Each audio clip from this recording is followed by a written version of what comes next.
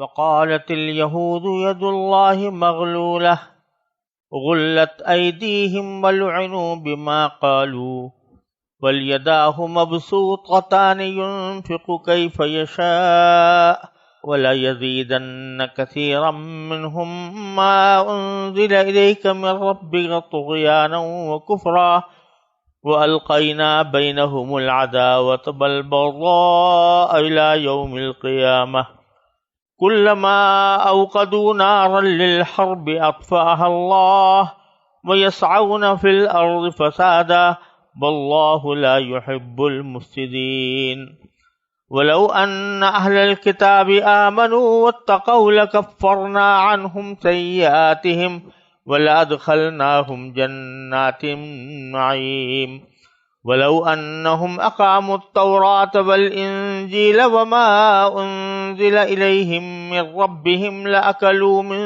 فوقهم ومن تحت أرجلهم منهم أمة مقتصدة وكثير منهم ساء ما يعملون يا أيها الرسول بلغ ما أنزل إليك من ربك وإن لم تفعل فما بلغت رسالته والله يعصمك من الناس إن الله لا يهدي القوم الكافرين۔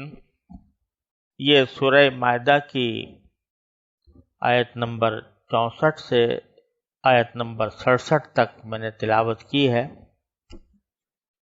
ان آیات کا ترجمہ یہ ہے، اور یہودی کہتے ہیں کہ اللہ کے ہاتھ بندھے ہوئے ہیں۔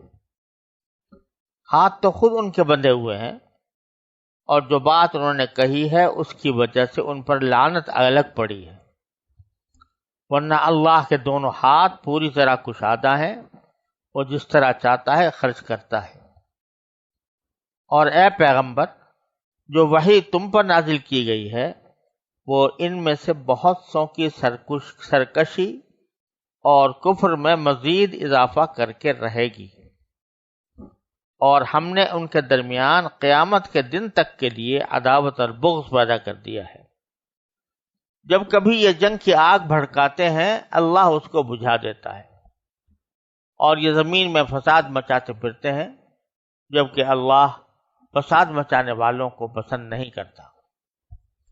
اور اگر اہل کتاب ایمان لے آتے اور تقوی اختیار کرتے تو ہم ضرور ان کی برائیاں معاف کر دیتے، اور انہیں ضرور آرامت اور راحت کے باغات میں داخل کرتے۔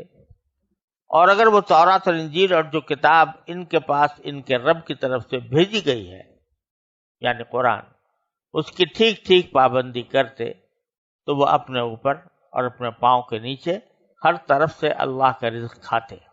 اگرچہ ان میں ایک جماعت راہ راست پر چلنے والی بھی ہے، مگر ان میں سے بہت سے لوگ ایسے ہی ہیں کہ ان کے اعمال خراب ہیں۔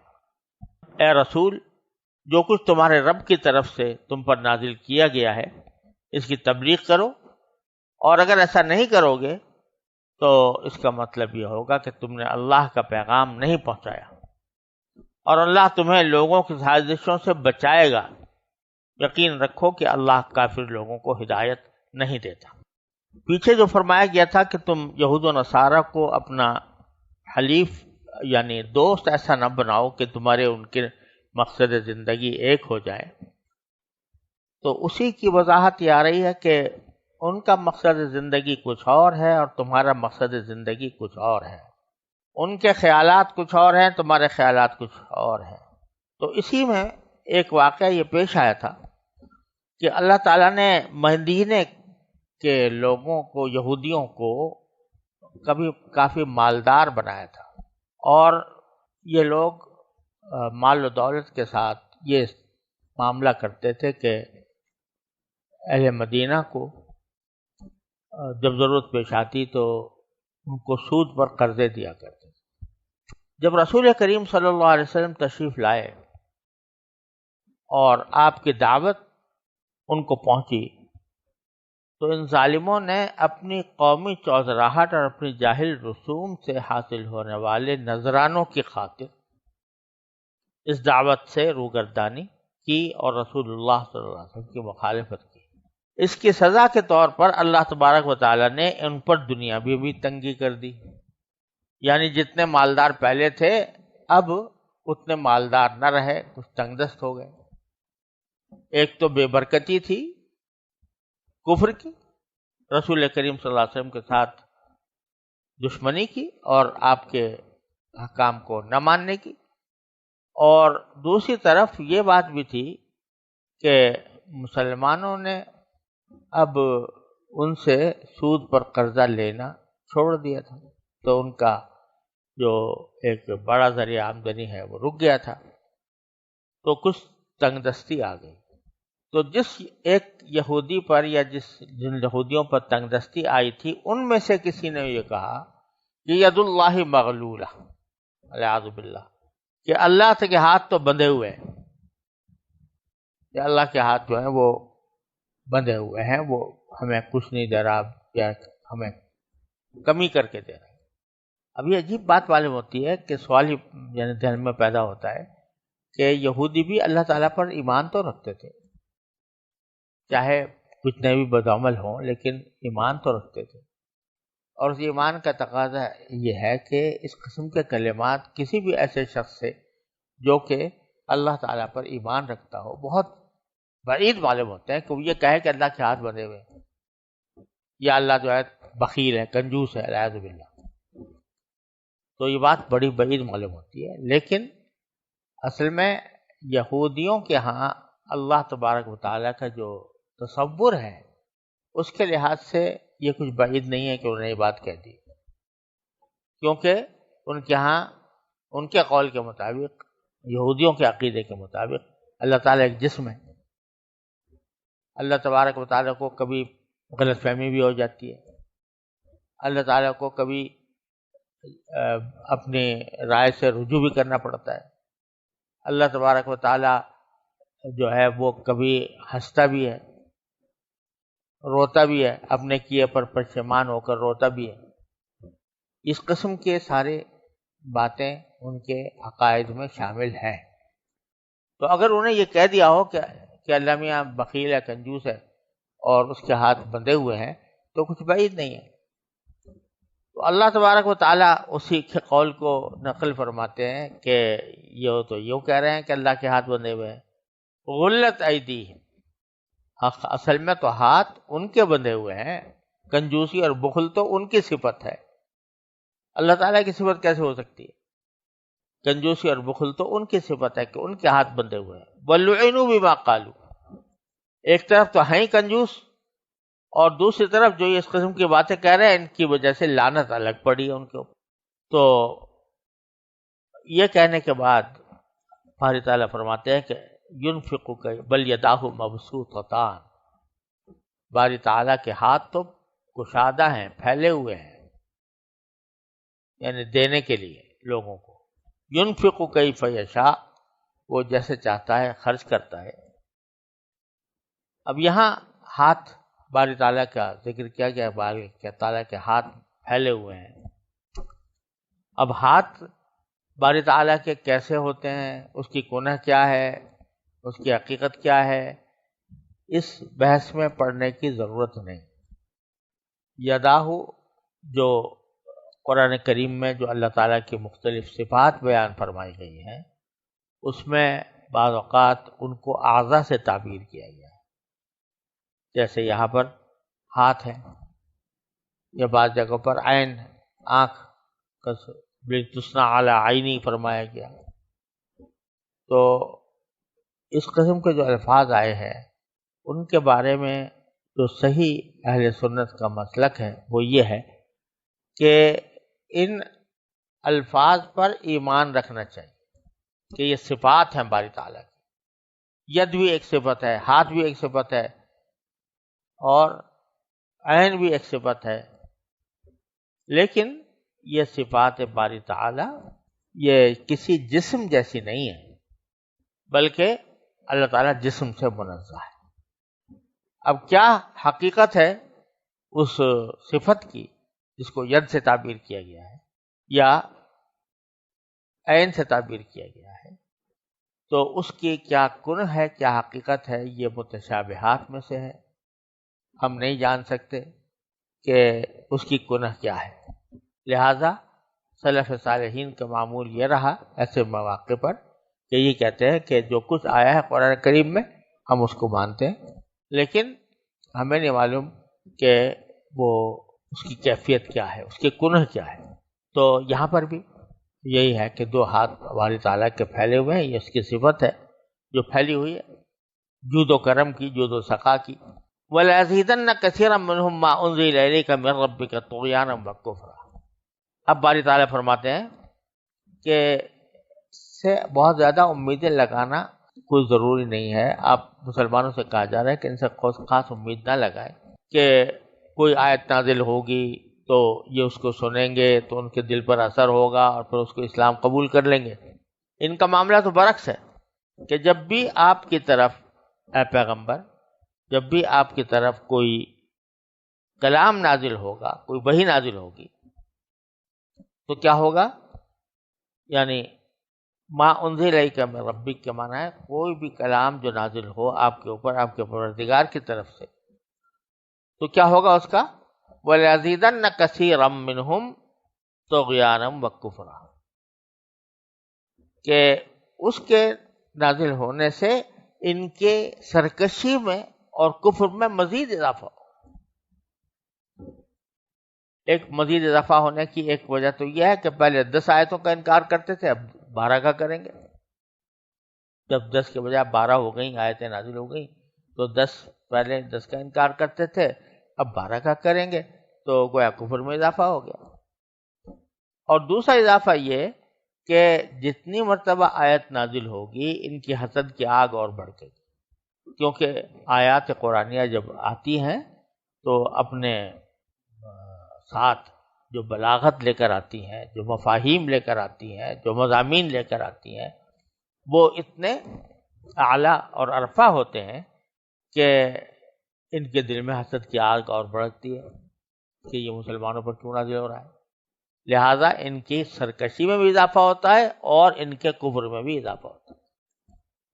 وَأَلْقَيْنَا بَيْنَهُمُ الْعَدَاوَةَ وَالْبَغْضَاءَ إِلَىٰ يَوْمِ الْقِيَامَةِ، اور ہم نے ان کے درمیان آپس میں آگ بھڑکا ڈال دی ہے، دشمنی اور بغض قیامت تک۔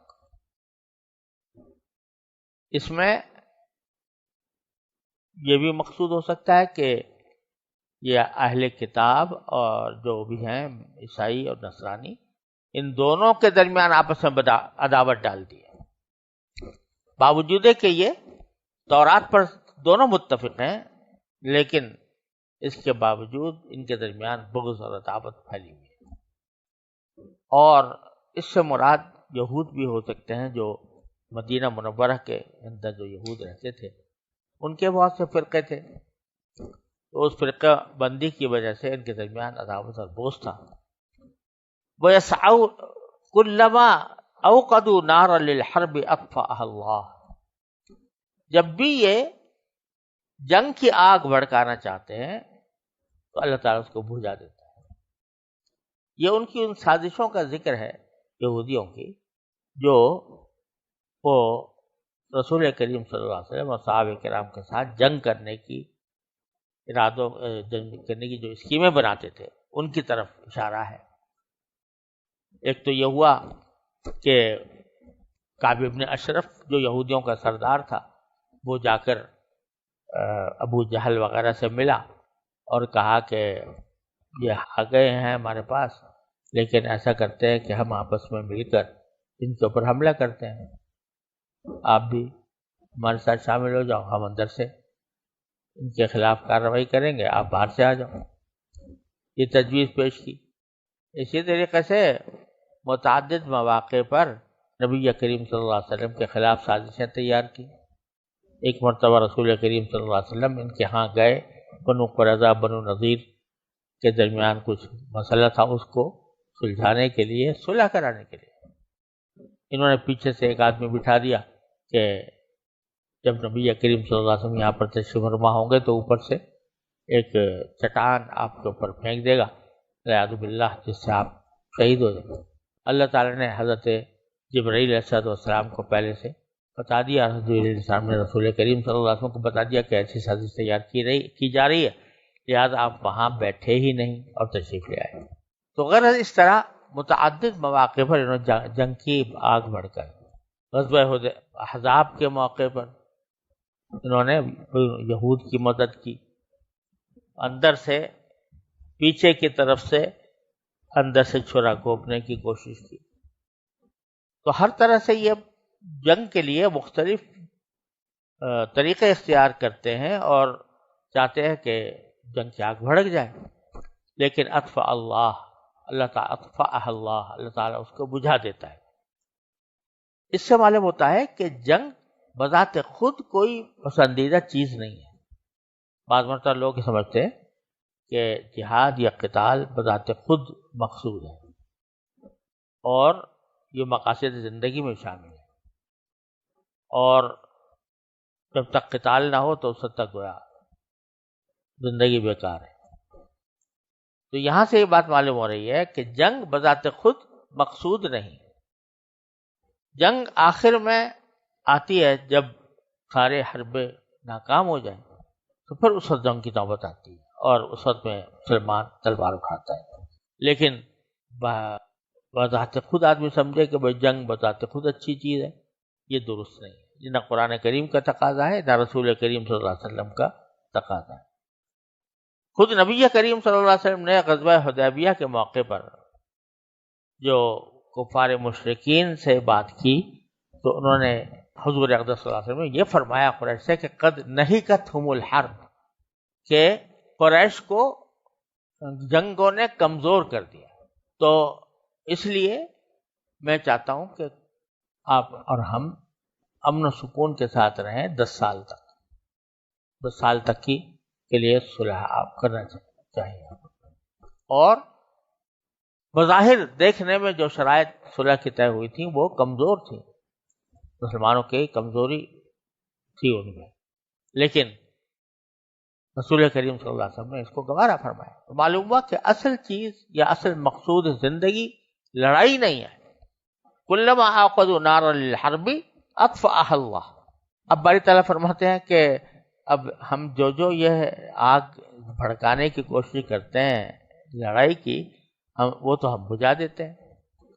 تو اب کیا کرتے ہیں؟ وَيَسْعَوْنَ فِي الْأَرْضِ فَسَادًا، تو اب یہ زمین میں فساد پھیلاتے پھرتے ہیں، اور فساد سے مراد یہ غلط پروپیگنڈا، جھوٹ بولنا، اتہام لگانا، مسلمانوں کے خلاف سازشیں کرنا، جھوٹ موٹ باتیں کہنا، یہ ساری باتیں فساد کے اندر داخل ہیں۔ واللہ لا يحب المفسدین، اللہ تعالیٰ فساد کرنے والوں کو پسند نہیں کرتا۔ پھر اللہ تعالیٰ ایک مرتبہ پھر بڑے جیسے درد بندی سے بات کی جاتی ہے اس طرح یہ فرماتے ہیں کہ وَلَوْ أَنَّ أَهْلَ الْكِتَابِ آمَنُوا وَاتَّقَوْا لَكَفَّرْنَا عَنْهُمْ سَيِّئَاتِهِمْ وَلَأَدْخَلْنَاهُمْ جَنَّاتِ النَّعِيمِ وَلَوْ أَنَّهُمْ أَقَامُوا التَّوْرَاةَ وَالْإِنْجِيلَ وَمَا أُنزِلَ إِلَيْهِمْ مِنْ رَبِّهِمْ لَأَكَلُوا مِنْ فَوْقِهِمْ وَمِنْ تَحْتِ أَرْجُلِهِمْ۔ اب یہ بتلا رہے ہیں باری تعالیٰ کہ یہ تمہارے اوپر جو تنگ دستی پیش آئی ہے یہ معاذ اللہ تعالیٰ کے بخل کی وجہ سے نہیں بلکہ تمہارے اپنے عمل کی وجہ سے۔ اور اگر اہل کتاب ولو ان اہل کتاب آمنوا واتقوا، اگر اہل کتاب ایمان لے آتے، تقوی اختیار کرتے تو کیا ہوتا؟ لکفرنا عنہم سیئاتہم، تو ہم ان کی برائیوں کا کفارہ کر دیتے، برائیوں کو معاف کر دیتے۔ وَلَأَدْخَلْنَاهُمْ جَنَّاتِ النَّعِيمِ، اور ان کو ضرور داخل کرتے نعمت کے باغات میں۔ اور پھر آگے فرمایا وَلَوْ أَنَّهُمْ أَقَامُوا التَّوْرَاةَ وَالْإِنْجِيلَ، اگر یہ لوگ قائم کرتے تورات کو اور انجیل کو، تورات کو قائم کرتے یعنی تورات کے احکام پر عمل کرتے، انجیل پر کو قائم کرتے یعنی اس کے احکام پر عمل کرتے اپنے وقت میں، وَمَا أُنزِلَ إِلَيْهِمْ مِنْ رَبِّهِمْ، اور یہ جو اللہ تعالیٰ کی طرف سے کلام اب اتارا جا رہا ہے یعنی قرآن کریم، اس پر اس کو سیدھا کر اس پر عمل کرتے تو کیا ہوتا؟ لَأَكَلُوا مِنْ فَوْقِهِمْ وَمِنْ تَحْتِ أَرْجُلِهِمْ، تو یہ اپنے اوپر سے بھی کھاتے اللہ تعالیٰ کا رزق اور پاؤں کے نیچے سے بھی کھاتے۔ یہاں بتایا جا رہا ہے ان آیتوں میں کہ یہ جو تنگ دستی تم پر آئی ہے یہ تنگ دستی ویسے ہی نہیں آ گئی بلکہ تمہارے عمل کی وجہ سے، کہ جب رسول کریم صلی اللہ علیہ وسلم تشریف لے آئے تو تمہارا فرض تھا کہ تم ان کے ایمان اس پر ایمان لاتے اور ایمان لا کر ان کی اطاعت کرتے، لیکن تم نے بغاوت کا راستہ اختیار کیا، اس کی وجہ سے تنگ دستی تمہارے اوپر آئی۔ اب بھی ہم کہتے ہیں کہ اگر یہ ایمان لے آئیں، تقوی اختیار کر لیں، تو پھر اللہ تعالیٰ آسمان و زمین کے لیے دولت نازل کر سکتا ہے۔ اصل بات کہنے کی تو یہ تھی کہ اگر یہ ایمان لے آئیں اور تقوی اختیار کر لیں تو پھر ان کو تنگ دستی کا بھی شکوہ نہیں رہے گا، پھر ان کو اللہ تعالیٰ اتنا رزق دے گا کہ آسمان سے بھی برسے گا اور زمین سے بھی اگلے گا۔ لیکن کہنا تو یہ تھا، لیکن اللہ تعالیٰ نے اس سے پہلے ذکر کر دیا کفرنا عنہم سیئاتہم وادخلناہم جنات النعیم، یہ بتانے کے لیے کہ آدمی کو ایمان اور اطاعت وہ دنیاوی مفاد کی خاطر نہیں کرنی چاہیے۔ ہوگی ضرور، دنیا میں مفاد بھی حاصل ہوگا، لیکن جو اصل بات ہے ایمان لانے کا مقصد یہ نہیں ہونا چاہیے کہ اس کے نتیجے میں مجھے پیسے بڑھ جائیں گے، دولت بڑھ جائے گی۔ لہٰذا پہلے ہی ذکر کیا کہ اگر وہ ایمان لے آئیں گے اور تقوی اختیار کریں گے تو ہم ان کے گناہ معاف کریں گے، ان کو جنت میں داخل کریں گے۔ تو انسان کو اب چاہیے کہ جب وہ نیک اعمال کر رہا ہو تو اس کی اصل نگاہ کائے پر ہو؟ آخرت پر ہو، کہ وہ آخرت میں مجھے جنت عطا ہوگی، اس لیے پہلے اس کا ذکر کر۔ حالانکہ سیاق کلام یہ بتا رہا تھا کہ جو تنگ دستی ان کے اوپر آئی تھی وہ ایمان کو چھوڑنے کی وجہ سے آئی تھی، اور یہ کہہ رہے ہیں کہ اللہ تعالیٰ کہ اگر وہ تم یہ حرکتیں چھوڑ دو تو تمہیں دنیا کی تنگ دستی بھی دور ہو جائے گی۔ لیکن دنیا کے تنگ دستی دور ہونے کا ذکر بعد میں، اور کفارہ سیئات کا ذکر اور جنت میں داخلے کا ذکر پہلے فرمایا، تاکہ یہ بات واضح ہو جائے کہ آدمی کو ایمان اور طاعت دنیاوی دولت کی خاطر نہیں کرنی ہے، اس کو اصل مقصود تو جنت نعیم ہے، اس کی خاطر کرے۔ البتہ اس کا ایک ضمنی فائدہ یہ بھی ہو جاتا ہے کہ بسا اوقات اس سے دنیاوی مشکلات بھی دور ہو جاتی ہیں۔ اور یہ جو فرمایا کہ اگر وہ سیدھا کر رہے ہیں، اقامت کریں تورات اور انجیل کی اور قرآن کی اقامت، اب ایک لفظ یہ بھی ہو سکتا تھا کہ اگر وہ اس پر عمل کریں، لیکن لفظ استعمال فرمایا اقامو، اقامت کریں تورات کی، انجیل کی اور قرآن کی۔ اقامت میں دو باتیں داخل ہیں، ایک یہ کہ جو ان کے احکام ہیں ان کو صحیح طریقے سے، صحیح آداب و شرائط کے ساتھ انجام دیں۔ جیسے اللہ تعالیٰ نے اقاموا الصلاۃ فرمایا، سارے قرآن میں کہیں یہ نہیں فرمایا صلو، نماز پڑھو، بلکہ ہر جگہ یہ فرمایا نماز قائم کرو۔ قائم کرنے کے معنی کیا ہے کہ اس کو اس کے صحیح آداب و شرائط کے ساتھ، اس کے تفصیلی احکام کے ساتھ اس کو ادا کرو۔ تو اب یہاں باری تعالیٰ تورات، انجیل اور قرآن کے بارے میں بھی وہی لفظ استعمال فرما رہے ہیں، جس کے معنی یہ ہے کہ محض اتنی بات نہیں کہ یہ اعمال دیکھنے میں کر لیے، بلکہ اقامت ان کے تمام آداب و شرائط کے ساتھ ادا کرتے تو یہ ہوتا۔ اور دوسرے معنی اقامت کے یہ بھی ہیں کہ آدمی اقامت جب کوئی دین پر عمل کرے تو ساتھ ہی دنیا میں اس کو قائم کرنے کی کوشش بھی کرے، اس کو دنیا میں قائم کرنے کی، دنیا میں اس کو نافذ کرنے کی کوشش بھی کرے۔ یہ اقامت کہ حتی الامکان دعوت و تبلیغ کے ذریعے دوسروں تک اس دین کو پہنچائے تاکہ وہ پھیلے اور اس دنیا میں نافذ ہو۔ یا اگر اللہ تبارک و تعالی حکومت اور سیاست عطا فرما دے تو حکومت کے ذریعے اس کو لوگوں کے اوپر عملاً نافذ، یہ ساری باتیں اقامت کے اندر داخل ہیں۔ دوسری سورہ شورى کے اندر فرمایا وَأَقِیمُوا الدِّینَ وَلَا تَتَفَرَّقُوا فِیہ، کہ دین کو قائم کرو۔ تو قائم کرنے کے اندر یہ ساری باتیں داخل ہیں، اچھی طرح ادا کرنا اور اس کو دوسروں پر بھی نافذ کرنے کا جو صحیح طریقہ ہے وہ اختیار کرنا۔ البتہ یہاں یہ بات سمجھ لینی چاہیے کہ یہ جو فرمایا گیا کہ اگر وہ تورات، انجیل اور قرآن کریم پر عمل کرتے اور اس کو اقامت کرتے اس کی، تو آسمان و زمین سے کھاتے، تو یہ بے شک ان یہودیوں سے یہ وعدہ کیا گیا ہے، لیکن اس کو ایک کلیہ قاعدہ نہیں سمجھنا چاہیے کہ جب بھی کوئی شخص دین پر عمل کرے گا تو ضرور اس کو تنگ دستی سے نجات ملے گی، یا ضرور وہ مالدار ہو جائے گا یا خوشحال ہو جائے گا. یہ اس کی کوئی گارنٹی نہیں.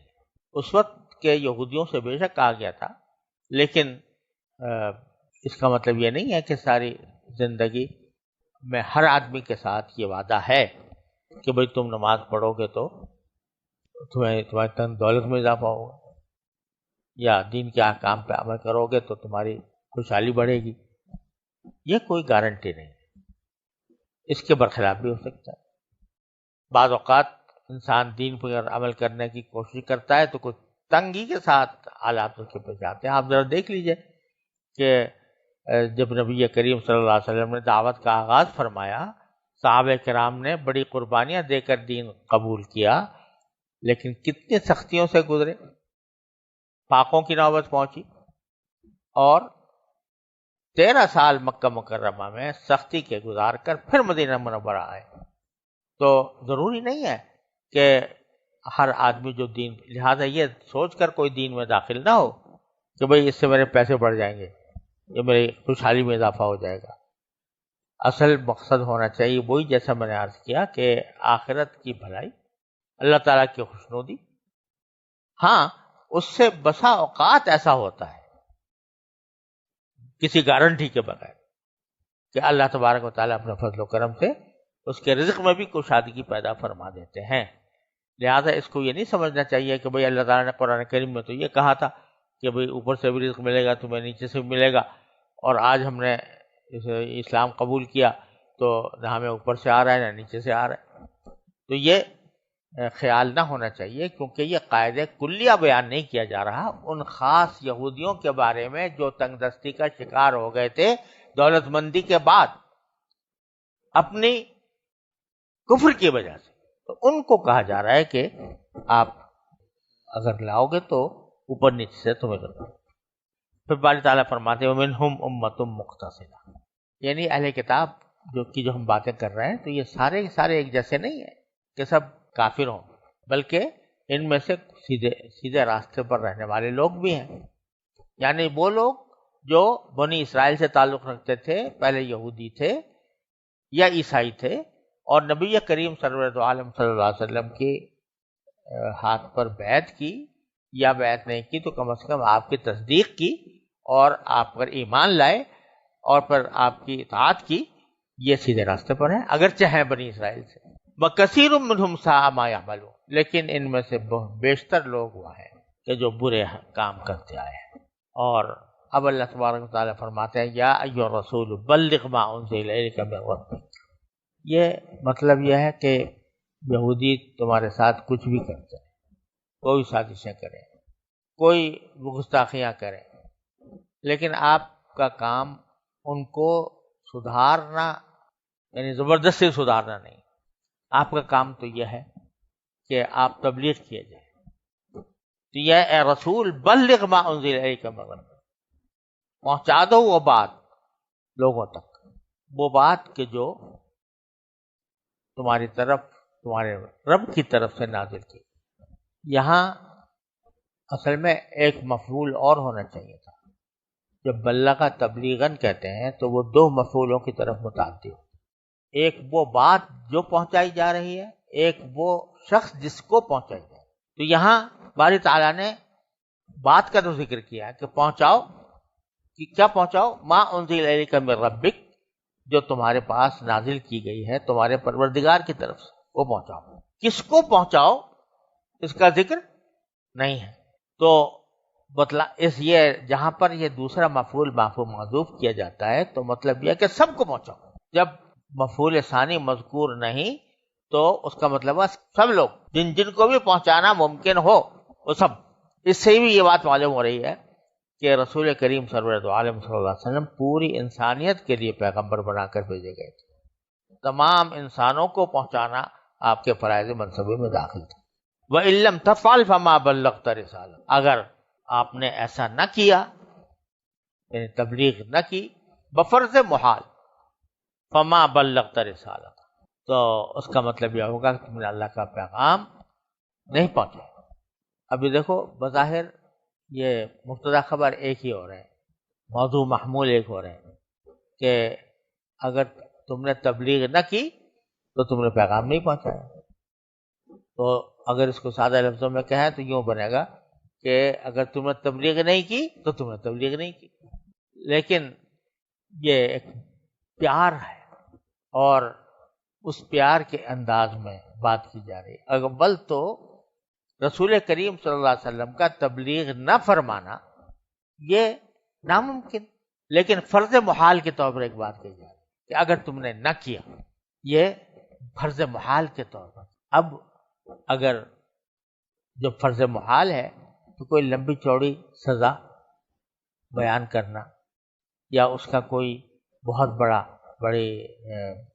نتیجہ بیان کرنا، یہ اس پیار کے خلاف ہے جس پیار کے ساتھ یہ بات کی جائے.